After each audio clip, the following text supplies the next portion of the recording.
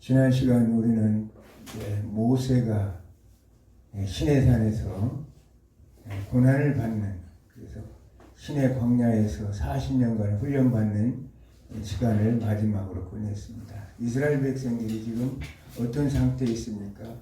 애국에서 지금 고역으로 인해서 수많은 노동력의 착취로 인해서 그들은 노예처럼 이제 살아가고 있었습니다. 과거에는 참 요셉의 치하에서 그들이 행복한 삶을 누렸지만 하나님께서는 어떻게 했느냐? 하나님께서는 이제 우리가 일반적으로 모판을 심으면 그 이 모판이 다 자라면 결국은 모판을 떼어내서 그 알맞은 곳에 이식을 하게 되어 있습니다. 우리가 시골에서 농사 지어봤으면 알지만 그것을 큰 논에다가 전부 넓은 곳으로 그것을 이식을 시켜서 결국은 그것을 풍성한 열매를 맺게 하는 것이 하나님의 계획이고 뜻이었다는 사실입니다. 그래서 이스라엘 백성들이 애국으로 보내서 하나님은 그 목판에서 자라게 해서 큰 민족을 이뤄서 하나님 나라를 이루기 위해서 그들을 다시 이제 어디로 보내야 되느냐? 큰 넓고 그들이 살 영원한 가나안 땅, 젖과 꿀이 흐르는 땅으로 그들을 보내서 하나님 나라를 이루어 나가는 것이 하나님의 계획이었습니다. 그래서 그들은 그 억압과 고통 속에서 하나님 앞에 부르짖었다는 거예요. 왜 그러느냐? 하나님께서 그들이 안주할 수 없도록, 하나님의 계획은 그들이 고역을 당해서 안주할 수 없도록 스스로가 하나님 앞에 부르짖어서 우리를 구해달라고 할 때까지 하나님께 기다리셨고, 때가 차니까 결국은 이 모세를 떨기나무 가운데서 하나님께서 나타나셔서 모세를 부르시는 걸 봅니다. 그래서 모세를 통해서 이제 하나님께서는 그들을 이제 구원할 이제 그 결과적 행동에 옮기게 되는 거죠. 그래서 출애굽기 3장 8절을 보니까 내가 내려가서 그들을 애굽의 손에서 건져내고 그들을 그 땅에서 인도하여 아름답고 광대한 땅, 젖과 꿀이 흐르는 땅, 가나안 족속, 헷 족속, 아모리 족속, 브리스 족속, 휘 족속, 여부스 족속 지방에 데려가노라. 하나님께서 이제 이 모세를 불러서 그 사명을 부여하면서 이제 내가 너희들을 이 애굽의 손에서 건져내 가지고 젖과 꿀이 흐르는 가나안 땅으로 인도하겠다고 하나님이 말씀하시는 것입니다. 그러면서 네가 그 모든 것들을 이제 인도해낼 사명을 이제 부여해 주는 거죠. 그랬을 때 11절에 말하기를 모세가 하나님께 아뢰어 이르되 내가 누구이기에 바로에게 가며 이스라엘 자손을 애굽에서 인도해내리까? 내가 누구이기에? 그 팔팔했던 모세, 그 애굽의 이 왕궁에서 왕자로서 그리고 모든 학문과 지식을 통달하고 세상적으로 정말 잘 나갔던 모세였지만 이제 광야 40년 동안에 그는 이 자기 자신을 완전하게 그 모든 것들을 낮아지고 비워지는 겸손하고 온유한 자가 됐다는 사실이에요. 그래서 민수기 12장 3절에 보면 이 사람 모세는 온유함이 지면의 모든 사람보다 더하더라. 그렇게 강했던 그 모세였지만 이제는 정말 하나님 앞에 그는 나는 할 수 없다. 나는 아무것도 아니다. 그런 고백이 모세의 입에서 나올 때 하나님은 그를 들으시는 걸 봅니다. 강한 자가 온유한 자로 바뀌었다는 거예요. 온유하다는 얘기는 겸손한 자로 바뀌었다는 사실을 이렇게 말씀하고 있습니다. 하나님께서 이처럼 모세가 참 이렇게 가장 자기 스스로 모든 것들을 다 비우고 인간의 생각과 의지는 다 버리고 오로지 하나님만 의지하게 할 수 있을 그 때까지 하나님께는 기다리셨다가 이제 본격적으로 때가 되면 모세를 사용하시기 위해서 하나님께서 불러서 하나님의 뜻을 이루어나가는 걸 봅니다. 오늘날 우리 이 시대도 똑같아요. 지난날 우리 과거에서 우리 이민족은 참 일제 시차에서 억눌림 속에 하나님께서 우리에게 자유함을 주셨죠. 그러면서 그렇게 가난했던 이민족이 세계 경제 10위권에 안에 들 수 있는 부유함과 풍성함을 주었습니다. 그러나 지금 이 세계가 굉장히 우리 한국에 위기에 있죠. 악한 사탄의 세력들이 나라를 지금 억압하고 우리 한국 백성들의 자유를 지금 억압하고 교회를 파괴하고 하나님 나라를 대적하는 이런 세력들에 의해서 지금 지배가 지금 당하고 있는 이때입니다. 그래서 수없는 많은 사람이 기도하고 부르짖는다는 거예요.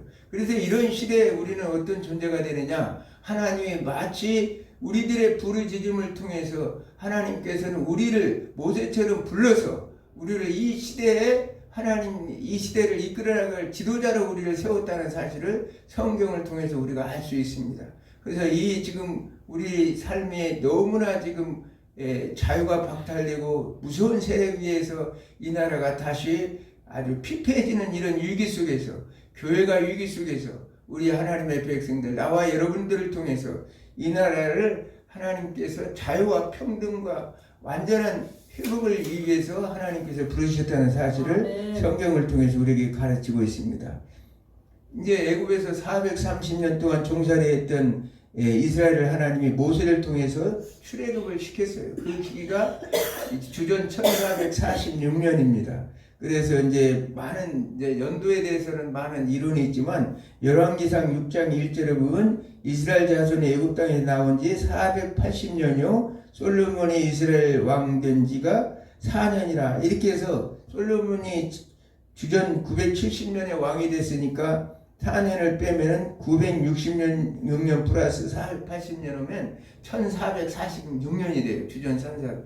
그래서 이 출애굽 연도에 대해서 또 많은 학자들이 이론이 있지만 이렇게 열왕기상에 아주 이렇게 뚜렷하게 나타났기 때문에 1444년에 이스라엘이 출애굽했구나 우리가 알 수가 있죠. 그러면 하나님께서는 이 이스라엘 백성들을 자기 백성으로 삼으시고 택하신 그 가시적인 사건이 뭐냐? 바로 출애굽 사건이었다. 하나님께서 이스라엘 백성들을 택하셔서 가시적으로 자기의 백성을 삼으시려고 했다는 것이 이 출애굽기였다는 사실이에요. 그래서 출애굽기 6장 7절과 8절을 한번 읽어보겠습니다. 6장 7절 8절요? 예.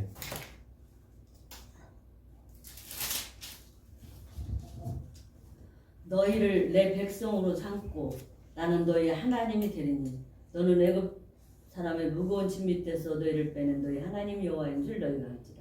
내가 아브라함과 이삭과 야곱에게 주기로 맹세한 땅으로 너희를 인도하고 그 땅을 너희에게 주어 기업을 삼게 하리라. 나는 여호와라 하셨다. 아멘. 자, 이 지금 오늘 지금 출애굽기 6장 7절에서 8절에 보면 하나님께서는 이제 내가 이 너희를 내 백성으로 삼고 너희 하나님이 되리니 그렇게 해서 이제 그 모든 것들은 지금 이 원인이 어디 있느냐? 하나님이 자기 백성을 위해서 택하신 그 근거는 뭐냐? 바로 그 아브라함과 이삭과 야곱의 조상들과의 맺어졌던 언약 때문이라는 사실을 성경은 이렇게 말하고 있습니다. 출애굽이 그 이유가 뭐냐? 그 하나님의 백성들이 땅을 주어서 그가 이제 그 하나님 약속된 하나님 나라를 이루기 위해서 하나님께서 그들을 말하자면 이제 백성을 삼아서 출애굽을 시킨다는 사실을 성경은 말씀하고 있습니다. 하나님께서 아담에게 주신 축복은 번식하여 충만하고 다스리는 문화명령이었습니다. 그러나 인간들은 하나님을 반역하고 그 죄를 범하여 저주를 불러일으켰던 것입니다. 이제 하나님은 아담에게 주셨던 복을 아브라함과 그 후손을 통해서 만민에게 주시려는 것입니다. 아브라함과 이 언약을 창세기 15장과 17장에 이르러 더욱 구체적으로 야곱에게로 계승되는 것을 봅니다. 그러므로 애굽에서 바로의 종살이 하던 이스라엘이 하나님의 백성으로 택함을 받은 것은 하나님께서 베푸신 은혜요, 복이요, 특권이며 그들의 조상들과 세운 언약 때문이었다는 사실을 성경은 말씀하고 있습니다. 그들에게 하나님의 백성이 자기에게 있었던 건 아니죠. 왜 그러느냐? 신명기 7장 6절에 보니까 너희는 여호와 내 하나님의 성민이라. 내 하나님 여호와께서 가장 지상 만민 중에서 너를 자기 기업의 백성으로 택하셨나니 7절에 보니까 여호와께서 너희를 기뻐하시고 너희를 택하시면 너희가 다른 민족보다 수요가 많기 때문이 아니라 너희는 오히려 모든 민족 중에 가장 적으니라. 하나님께서 이스라엘에 특별한 능력이 있고 아주 강하고 큰 민족이었기 때문에 그 하나님께서 그들을 백성으로 삼아서 하나님의 왕으로서 앞으로 가나안 땅의 신정 정치를 펼쳐나갈 하나님으로 삼으신 것이 하나님이 그렇게 하신 것이 아니라 오히려 그들이 가장 적은 민족이었고 수요가 적기 때문이었다는 사실이에요. 우리가 하나님의 일은 그렇습니다. 세상적으로 지금 모세가 가장 연약할 때 하나님이 불러서 그를 쓰신 것처럼 오늘날 우리와 나와 여러분들에게도 정말 나는 할 수 없고 나는 어쩔 수 없는 이런 상황이다. 도저히 좌나 우르나 이 좌우를 살펴도 이렇게 어떻게 해야 할 방법을 모를 때 그때 하나님께서는 우리를 들어 쓰셔서 하나님의 뜻을 이루시는 것이 하나님께서 하시는 일이시라는 사실을 우리가 알 수 있습니다. 이스라엘 백성들은 출애굽 사건은 여호와께서 이스라엘을 자기 백성을 삼고 관계를 갖기 위한 선택적 행위라고 말할 수 있습니다. 자, 우리가 이 하나님 나라의 이 주제를 보통 선택과 그 다음에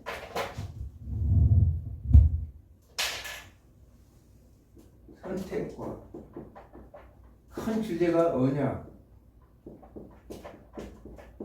그 다음에 심판과 회복.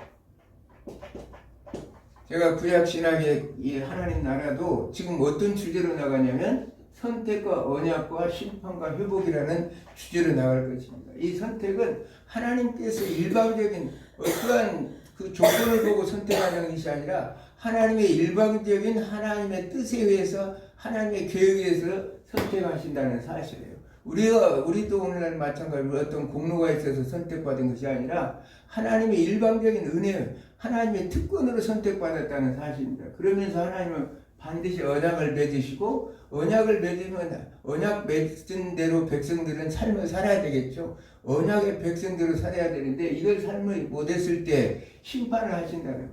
그래서 그들을 때로는 이 하나님께서 이 강대국 틈에 들어가가지고 그들이 고난을 당하게 해서 부르짖고 하나님을 찾을 때 하나님께서는 그들을 회복시키는 이런 패턴으로 나가는 것이 하나님 나라의 질서를 이루어나가는 이 주제로서 성경은 쭉 기록하고 있다는 사실을 말씀하고 있습니다. 그래서 지금 이스라엘 백성들은 오늘 지금 뭘 했느냐, 하나님께서 이 출애굽은 하나님의 선택적 행위라는 사실입니다. 그러므로 인해서 여호와께서는 애굽에서 뇌생을 하는 이스라엘 향하여 내 백성이라고 부르고 있어요. 내 백성. 왜냐하면 하나님이 선택해서 하나님은 왕이 되시고 하나님은 이스라엘 백성들은 그 백성이 되는 거죠. 그래서 출애굽기 6장 7절에서 7절을 한번 읽어보겠습니다. 6장 7절. 너희를 내 백성으로 삼고 나는 너희의 하나님이 되리니 나는 애굽 사람을 무거운 짐 밑에서 너희를 빼는 너희 하나님 여호와인 줄 너희가 알지라. 아멘. 자, 여기서 보면 너희로 내 백성을 삼고 나는 너희 하나님이 되리니. 자, 이스라엘이 출애굽한 이유를 하나님은 뭐라고 하냐면 나는 너희 하나님이 되고 하나님이 되고 너희는 내 백성. 이 하나님께서 이스라엘의 왕으로서 등장한다는 사실을 알 수 있습니다. 그래서 여기서 백성이라고 번역하고 있는 히브리어는 단어는 암이라는 단어입니다. 이것은 양과 염소 같은 가축대를 이렇게 말하고 있는데 왕이 이 소유자라면 왕과 백성의 관계는 마치 소유자와 피소유자의 관계, 하나님께서는 그런 관계로 말하고 있어요. 그래서 따라서 이 이스라엘 백성은 소유된 백성이라고 말하죠. 출애굽기 우리가 19장 5절에 보면 세계가 다 내게 속하였으니 너희가 내 말을 듣고 청정하면 너희가 내 소유가 되고 할 때도 소유가 되는 말인데, 소유라는 말은 세굴라라는 히브리어 단어예요. 세굴라라는 것은 여기도 아까 얘기했지만 그 재산이라고 얘기했죠. 그 재산 중에서도 가장 귀하고 보석 같은 그런 존재라는 거예요. 하나님께서 이스라엘 백성을 선택하셔서 그 백성 삼으신 것은 세계 만민 중에서 가장 아름답고 복된 존재로서 하나님께서 그 재산, 소유와 같은 그런 존재로 하나님께서는 선택하셨다는 사실이에요. 오늘날 우리도 마찬가지로 하나님 우리를 부르셔서 선택하셔서 부르신 것은 하나님의 가장 귀중한 보석 같은 존재로 하나님께서 우리를 부르셨다는 사실입니다. 그러므로 해서 하나님께서는 그 10가지 재앙으로 사람들을 이집트의 사람들을 치였죠. 10가지 령. 하나님께서 출애굽시키는 과정에 이 가나안 애굽의 신이었던 대표적으로 재앙받은 것들이 그들이 생각했던 자연신이었던 그런 존재들을 쳤고 마지막으로 장자를 심판하심으로 인해서 가장 그러므로 해서 출애굽을 시켰다는 사실입니다. 그러므로 그 과정에서 홍해를 갈라 이스라엘이 마른 땅을 밟고 건너갈 수 있도록 기적을 통해서 이스라엘을 바로의 손에서부터 완전히 차단하여 완전한 자연이 되게 했다는 거예요. 오늘날 우리도 죄에서 정말 죄에 얽매였던 그런 모든 것으로부터 하나님께서 우리를 불러내셔서 죄에서 자유함을 얻게 만든 하나님의 거룩한 백성이라는 사실을 성경은 우리에게 말씀하고 있습니다. 그래서 남자가 60만 명이라는 대인구를 자기 백성으로 하나님께서는 모으셨다는 사실입니다. 그리고 여호와께서는 이스라엘에게 만나와 메추라기를 통해서 양식을 주시고 또 반석에서 생수를 마시게 하셨다는 거예요. 자, 광야에서 배고플 때 만나와 메추라기로 그들을 먹이시고 목이 마를 때는 그 광야 사막에서 반석에서 생수를 터치해서 그들을 먹이셨다는 사실이고, 그 가는 과정에서도 우리가 잘 아는 아말렉과의 전쟁에서 이스라엘 백성들은 완전히 승리하게 하셔서 이제 앞으로 이 아말렉과 같은 하나님을 거룩한 행군을 가로막는 이 아말렉을 천하의 어느 곳에든지 진멸하라고 하나님은 명령했던 걸 우리가 알 수 있습니다. 우리는 우리의 대적들이 지금도 수없이 넘어들고 있어요. 왜냐하면 우리의 삶 속에서 악한 세력들이 문화 속에서 우리를 침투해 들어와요. 그러면 그 악한 아말렉과 같은 문화, 아말렉과 같은 사람들, 하나님을 대적하는 사람들이죠. 그들은 거는 피를 흘리기까지 싸워서 승리해야 된다는 사실을 성경은 우리에게 가르치고 있습니다. 여호와께서 왕으로서 백성들에 필요한 기본적인 구원과 양식과 또한 그들을 이제 보호해 주시고 공급해 주시는 이심을 보여주신 것입니다. 그래서 이스라엘 백성들이 생각할 때 참 한 가지 의문점이 있었어요. 출애굽을 하고 나서 하면서 그들이 생각할 때 아니 왜 이렇게 강한 하나님께서 왜 400년 동안 우리를 그렇게 돌보지 않으시고 그 노예 속에서 고통을 받게 하셨을까, 이런 그 의문점이었다는 사실을. 그러면서 하나님을 알기 전에 그들은 먼저 하나님을 체험하게 되었다는 거예요. 그 이적과 기적을 통해서 하나님의 누구신가를 알기도 전에 그들은 출애굽 과정에서 하나님의 그 이적과 기적을 먼저 체험했다는 사실입니다. 이것이 바로 이스라엘 민족들의 한 의문점이었는데, 그래서 하나님께서는 그 자신을 나타내시는데 하나님은 자신의 이름을 통해서 자신을 계시하는 걸 봅니다. 출애굽기 6장 2절과 3절 한번 읽어보겠습니다. 출애굽기 6장 2절과 3절.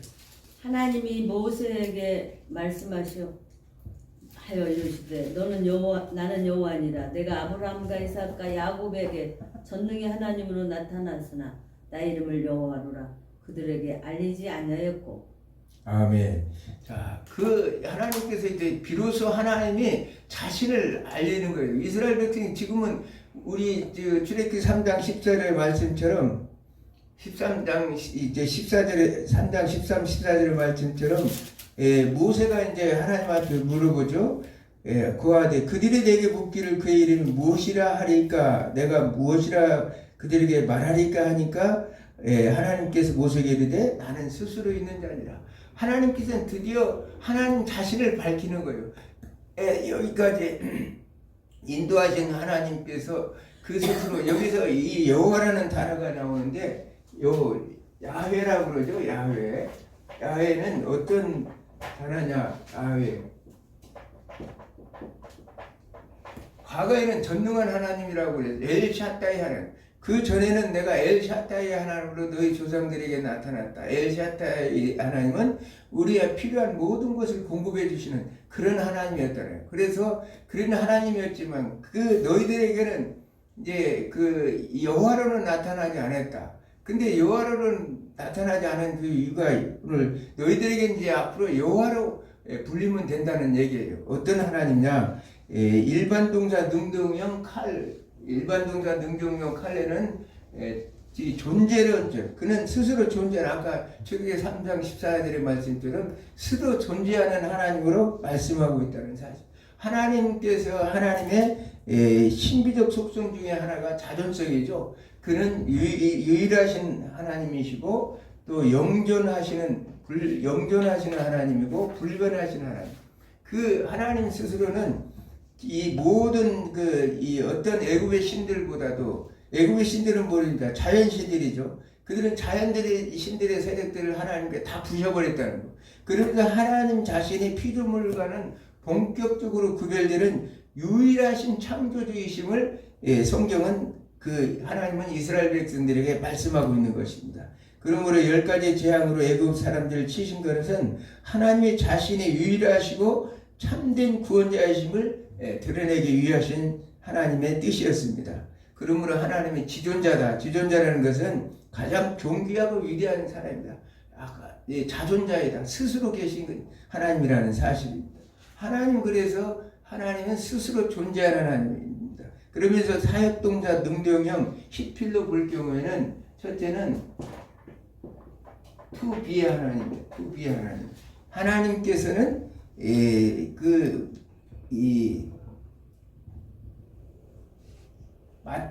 마땅히 있을 것을 있게 하시는 하나님이라는 사실이에요. 마땅히 존재하게 하시는 하나님입니다. 히브리인들이 출애굽시켜서 약속의 땅 가나안 복지로 인도하는 과정에서 필요한 물과 양식, 낮에는 서늘한 그늘과 저녁에는 따뜻한 온기 불기둥으로서 모든 필요를 충분히 채우시는 사실을 가르치고 있습니다. 마땅히 있어야 될 것. 하나님의 백성들이 앞으로 너희가 출애굽 과정에서 이 필요한 모든 것들을 하나님께서는 to be 존재하게 하는, 마땅히 있어야 할 것을 있게 만드시는 하나님이라는 사실을 말씀하고 있습니다. 두 번째는 여호와라는 뜻은 to live의 뜻이 있다고 그랬죠. 과거에도 여러 번 얘기했지만 to live의 생명, 삶을 가져다 주시는 하나님이라는 생명, 삶을 가져다 주시는 하나님. 이 to live의 차원에서 여호와는 삶과 생명을 가져다 주시는 뜻을 뜻하고 있습니다. 하나님 아버지는 자식들이 무엇을 먹을까, 무엇을 마실까, 무엇을 입을까 하는 원초적인 걱정에 쌓여 있는 것을 기뻐하지 않으신다는 사실입니다. 오직 하나님의 나라와 그 의를 구할 때에 필요한 모든 것을 더 잘 아시는 하나님께서 능히 채워주신 분이라는 하나님이라는 사실입니다. 그래서 신의 광야의 길에서 하나님은 자녀들의 온갖 치령과 역경을 만나는 그 과정에서 궁극적으로 하나님의 진정한 삶을 살게 해주신다. 진정한 하나님의 삶을 살게 해주는 거예요. 그래서 필요한 것들, 이 마태복음 우리가 잘 알던 예수님께서 6장 25절에 보면 너희가 목숨을 위하여 무엇을 먹을까, 무엇을 마실까, 무엇을 입을까 염려하지 말라라. 그러면서 6장 34절에 잘 아는 것처럼 그런즉 너희는 먼저 그의 나라와 의를 구하라. 이 모든 것들을 하나님께서 다 이미 아시고 다 준비해 주신다는 것을 하나님 예수님께서 말씀하시듯이 하나님은 우리의 삶 속에서 생명과 삶을 가져다 주는 하나님이라는 사실을 하나님 자신이 이스라엘 백성들에게 자신을 알려주시는 걸 봅니다. 그러면서 세 번째는 to become의 하나님. to become의 하나님. 이것은 마땅히 되어야 할 모습으로 되게 하시는 하나님이라는 사실이에요. 이 언약을 그렇게 함으로써 하나님은 또한 언약을 성실히 이행하시는 분이다. 하나님께서는 약속하신 내용을 반드시 이행하시는 분이다. 하나님을 알파와 오메가라고 그러죠. 알파는 시작이고 오메가는 마지막인데 하나님이 계획하시고 약속한 것은 마지막 끝까지 하나님께 책임져 주시겠다는 사실입니다. 그러므로서 너희는 내 백성이 되고 나는 너희의 하나님이 되려 함이라. 이렇게 아브라함에 주시던 약속을 반드시 이행하신 하나님. 하나님께서 그들의 왕이 되셔서 하나님은 그들을 이렇게 출애굽 과정에서 인도하시면서 그들이 이스라엘 백성들이 궁금했던 도대체 우리 하나님은 누굴까? 우리 조상들 하나님은 누굴까 했는데 나는 스스로 이렇게 있는 하나님이요. 지금 하나님께서는 우리의 삶 속에서 모든 것을 되게 하시는 하나님이고 또 삶을 주시고 또 생명을 주시는 하나님이고 마땅히 있을 것을 있게 하시는 하나님이라는 사실을 성경은 통해서 하나님이 자기의 자신을 계시하고 있습니다. 그래서 하나님은 출애굽의 목적을 다음과 같이 밝히시죠. 출애굽기 6장 4절과 5절 한번 읽겠습니다. 출애굽기 6장 4절과 5절 제가 읽겠습니다. 가나안 땅 곧 그들이 우가는 땅을 주기로 그들과 언약하셨더니 5절에 이 애굽 사람의 종을 삼은 이스라엘 자손의 신음을 듣고 나의 언약을 기억하노라 대하여 보냈다 하라. 그러면서 6장 7절에 너희가 내 백성을 삼고 나는 너희 하나님이 되리니 나는 애굽 사람의 무거운 짐 밑에서 너희를 빼는 너희 하나님이 여호와인 줄 너희가 알리라. 하나님께서 출애굽 목적은 그들을 애굽 땅에서 인도해서 바로 너희를 여호와인 줄 알게 하려고 하시겠다는 사실이에요. 하나님은 우리를 이 땅에 보내신 것은 우리의 작은 삶을 통하여 하나님의 영광을 받으시기 위해서 하나님께서 우리를 이 땅에 보내셨다고 말씀하고 있습니다.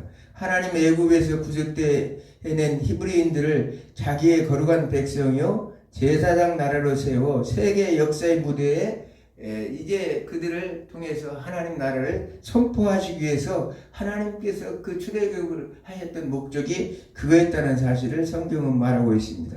이것이 이스라엘에 있어서는 특권이요 동시에 사명이었다는 거예요. 하나님 제사장 나라라는 것은 세계 인류를 하여 하나님의 복음을 증거해야 될 그 사명이었다는 사실을 성경을 말하고 있습니다.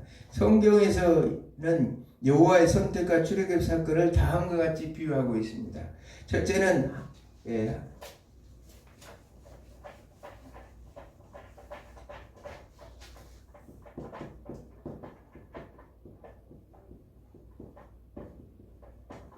남편과 아내가 하나님과 이스라엘 백성들을 남편과 아내로 비유하고 있다는 거예요. 한 남녀의 약혼에도 비유하고 있죠. 그래서 신랑 신부를 얻기 위하여 먼저 여자의 집으로 가서 적절한 절차를 밟아 자기 집으로 데려오는 것이 바로 이스라엘 풍속이었죠.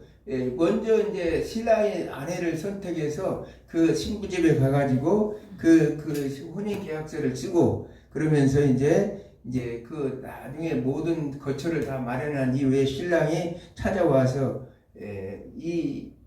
그 아내를 신랑 집으로 데려와 가지고 혼인 예식을 함으로 인해서 뭐라고 얘기하냐, 당신은 나의 아내요 나는 당신의 남편이라 하면서 결혼을 선언하면 그것이 이제 말하자면 이 혼인 관계가 성립되는 걸 봅니다. 우리가 아내와 남편이라는 것을 에레미야 31장에서 우리가 찾아보면 아주 잘 나와 있습니다. 에레미야 31장 읽어보라고?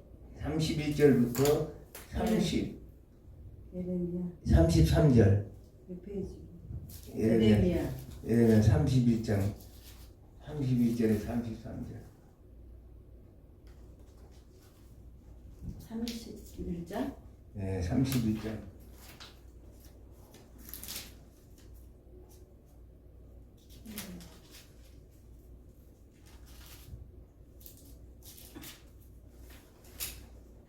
몇 절이요? 31절부터 33절. 31절부터 31절.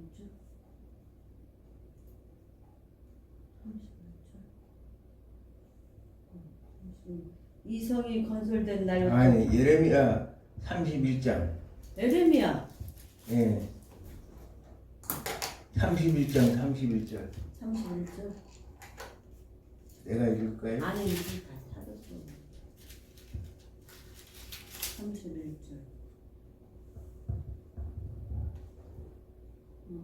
여호와의 말씀이니라. 보라, 날이 이르리니 내가 이스라엘 집과 유다 집에 새 언약을 맺으리라.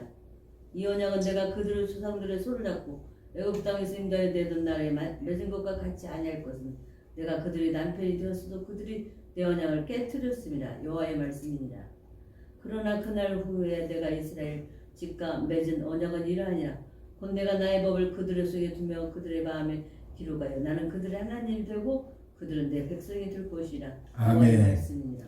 여기서 우리가 알 수 있는 것은 바로 이 언약은 새 언약을 얘기해요. 이미 이제 아까 얘기했지만 여기서 이스라엘 백성들이 삶이 온전하지 못해서 이제 파괴되고 이제 심판을 받게 돼 있죠. 심판을 받는 과정 속에서 이제 예루살렘 성전이 다 파괴되고 그 언약이 파괴됐다는 거예요. 여기서 보면 이 언약은 내가 그들의 조상들의 손잡고 애굽 땅에서 인도해 냈던 것 같지 아니하리니 내가 그들이 남편이 되었어도 그들이 내 언약을 깨뜨렸습니다. 여호와의 말씀. 이제 그들은 하나님의 말씀의 언약을 깨뜨리는데 그때가 무슨 일이냐? 내가 그들의 남편이 되었어도 너희들의 남편이 되었어도 그렇다는. 그러니까 오늘 지금 여기서 이 출애굽기서 말하는 얘기는 선택은 어떤 선택과 출애굽 사건에서 보면 하나님과 이스라엘 백성들은 남편과 아내의 관계를 비유하고 있다는 사실을. 그래서 이제 새 언약을 통해서 나의 법을 그들의 속에 두며 그들의 마음에 가하여 나는 그들의 하나님이 되고 그들의 내 백성이 될 거죠. 나의 법을 그들의 마음에 성령께서 우리의 마음에 하나님의 이 구약의 돌판에 세웠던 그 율법의 말씀을 그 율법을 우리의 마음에 심어서 신비 속에 심어서 이제는 이제 나는 너희 하나님이고 너희는 내 백성이 될 것이라고 말씀하시는 것과 같다는 사실이에요. 그래서 이 이스라엘과 하나님과 관계는 남편과 아내의 관계로서 이렇게 표현하고 있습니다. 그러므로 해서 이스라엘은 출애굽 여호와께서 자기들 신부로 선택하시고 결혼식을 올리기 위해서 시내산으로 데려가는 사건을 이해할 수 있습니다. 시내산에서 이제 언약을 맺어요. 출애굽 19장에 나중에 보면 이제 하겠지만, 그러면서 두 번째가 전쟁 사령관과 병사로 비유했대요.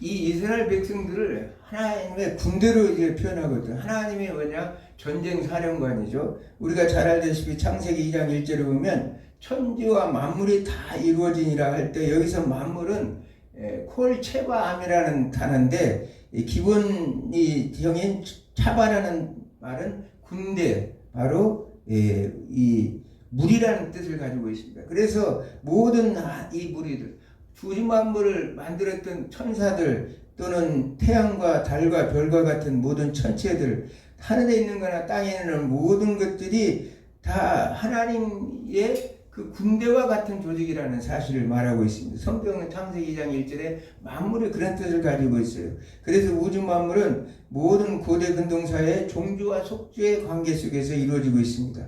그러므로 모든 피조물들은 군대 조직과 같이 질서 유지를 위해 상명하복의 법칙이 적용됩니다. 군대는 엄격한 법칙이 적용되는 것이기 때문입니다.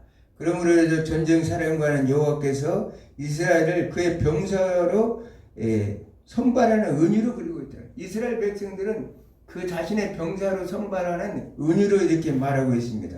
그러므로 해서 고대 근동사에서 전쟁이라는 것은, 지상의 전쟁은 하나님의 신들에 대한 전쟁으로 복제되고 있죠.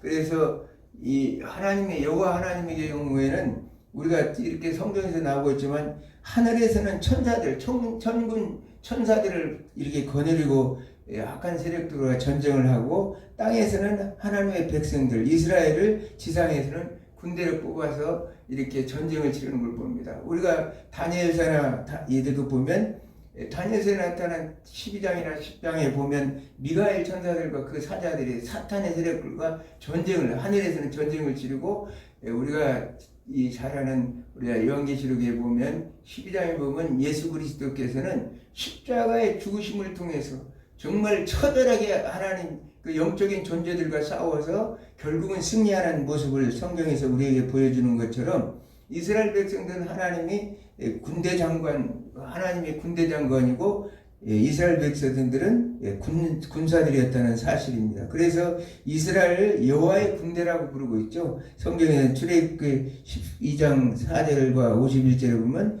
이스라엘을 여호와의 군대로 이렇게 부르고 있습니다. 그래서 우리는 하나님 나라의 병사와 똑같은 존재들이, 그래서 영적인 전투를 할 때 사탄의 세력들과 수없는 많은 전쟁을 치를 때 우리는 하나님께서 대장 되신 하나님께서, 예수 그리스도께서 먼저 적들을 가서 싸워 우리 출애굽 과정에서도 항상 대장 되신 예수님께서 먼저 적들을 초토화시키고 그 다음에 그 백성들은 소리만 지르고 가서 그들이 전쟁 수확물, 내용물들을 걷어내는 것을 봅니다. 하나님 나라가 우리도 마찬가지, 우리에게 수없이 많은 악한 세력들이 우리를 넘어뜨리고 이 지금 나라를 어지럽힌다 할지라도 우리는 여호와의 이름으로 나가기 때문에 반드시 하나님께서 우리를 도와 승리하게 하신다는 사실을 성경은 우리에게 말씀하고 있습니다. 세 번째로 이스라엘을 아버지와 아들 관계로 이렇게 성경은 이렇게 표현하고 있습니다.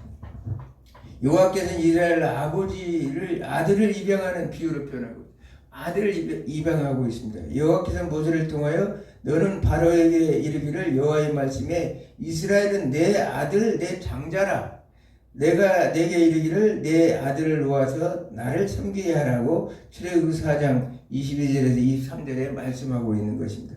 이처럼 여호와께서 바로의 종노라는 이스라엘을 내 장자라고 부르신 것은 분명 고대 근동 사회의 입양 풍속을 그대로 반영한 사건이라고 우리가 볼 수가 있습니다.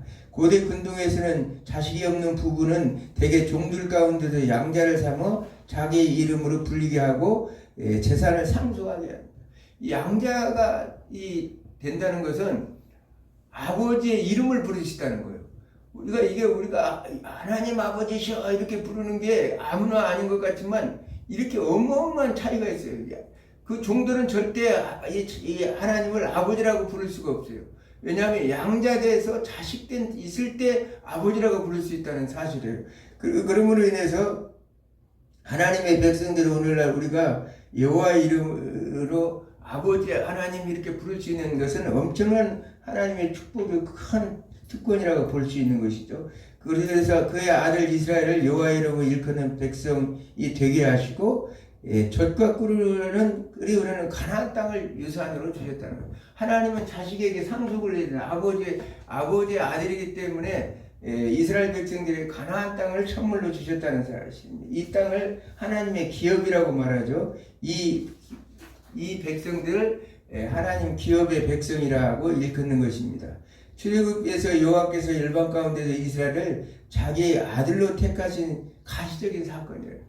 하나님께서 출애굽을 시켜서 열방 가운데서 이스라엘 자기 아들로 선택하신 것과 같은 가시적인 사건이 바로 출애굽 사건이라고 말하고 있습니다. 우리가 잘 알다시피 로마서 8장 15절에 너희는 다시 무수하는 종의 영을 받지 아니하고 양자의 영을 받았으므로 우리를 아버지라고 부르짖느니라.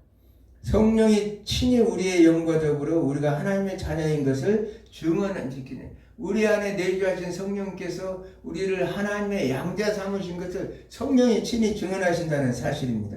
그러면서 17절에 보니까 자녀이면 또 상속자고 하나님의 상속자요 그리스도와 함께한 상속자니 우리가 그와 함께 영광을 받기 위하여 고난도 함께 받아야 할 것이다. 하나님의 자녀이기 때문에 때로는 우리는 영광도 받지만 고난도 받는다 그래요. 하나님의 자녀이기 때문에 때로는 사탄의 세력들에 의해서 우리는 수없이 많은 도전도 받고 지금 이 나라가 자유 대한민국으로 잘 나가다 보니까 사탄의 시기에서 이 나라를 어떻게든 무너뜨리려고 하나님의 백성들을 괴롭히고 자유 대한민국을 선호하는 하나님의 백성들, 이 시대의 백성들을 굉장히 괴롭히려고 악의 부리가 이렇게 하고 있다는 그런 고난도 받는다는 거예요. 그러나 하나님께서는 이 대한민국을 우리에게 상속하셨고 하나님의 자녀된 우리에게 이 아름다운 금수강산을 우리에게 주셨다는 사실을 여러분은 믿으시기 바랍니다. 우리는 요한계시록 21장 7절에 그랬죠. 이기는 자에게는 이 모든 것들을 상속으로 받으리니 나는 그의 하나님이 되고 그들은 내 아들이 될 것이다. 우리는 이 고난 속에서 싸워서 이기면 하나님 나라를 유업으로 받는다는 사실이에요. 새하늘 새 땅에 이르게 한다는 사실입니다. 그곳에서는 사망도 없고 애통도 없고 또한 곡하는 것이 없을 것이며 아픔도 슬픔도 없다는 사실이에요.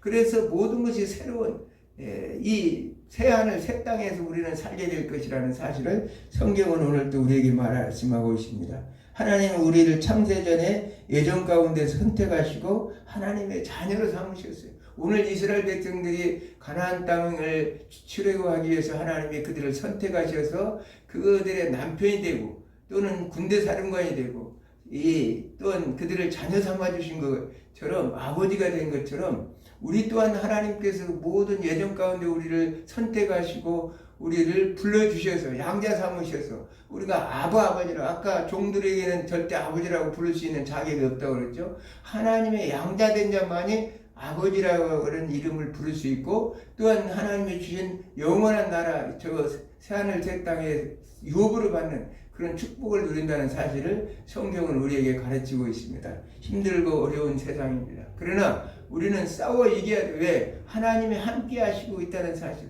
하나님께서 오늘 또 모세처럼 이 어려울 때 부르짖어 정말 기도하는 이 시대에 하나님께서 나와 여러분을 불러서 이 나라를 잘 보존하고 하나님 나라를 굳건히 세우고 끝까지 악의 세력들을 싸워 승리하기를 원하는 것이 하나님의 뜻이고 우리를 부르신 목적이라는 사실을 생각하면서 여러분들이 한 주간도 여러분들의 삶이 풍성하고 하나님의 아름다운 축복의 열매들이 풍성하게 주렁주렁 이 열매를 맺는 아름다운 시간들이 되어지기를 주님으로 축복합니다. 기도합니다.